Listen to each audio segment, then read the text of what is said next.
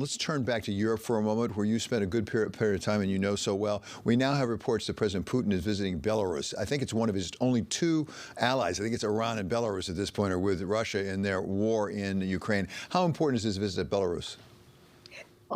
This is so significant because President Lukashenko is not he is an ally of Putin.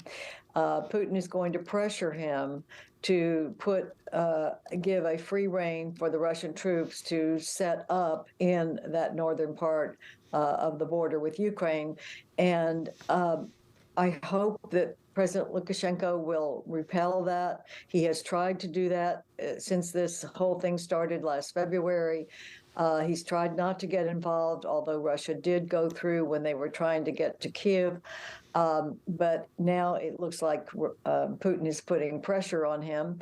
And he is saying, I don't want my troops to be involved, but I don't want Russia to invade our country either. So he was an elected president, but the UN and allies have not recognized that as a fair election at all.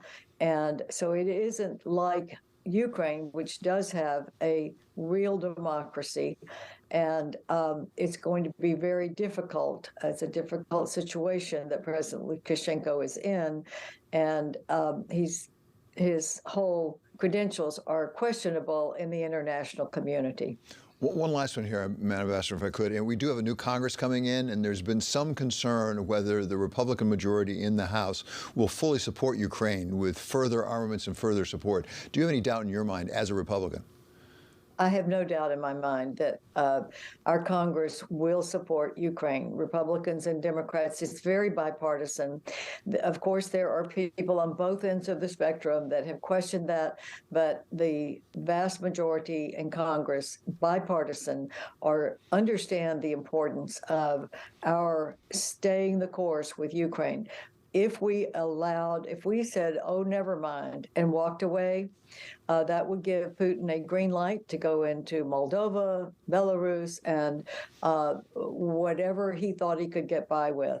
I think the strength of the Ukrainian people right now has been so impressive, and President Putin is now putting more and more pressure on them. We must stick with the Ukrainians to keep Putin from marching beyond Ukraine and thinking that he can get by with this and the West will buckle. We're not going to buckle. This is for freedom and sovereignty, and we must stay the course.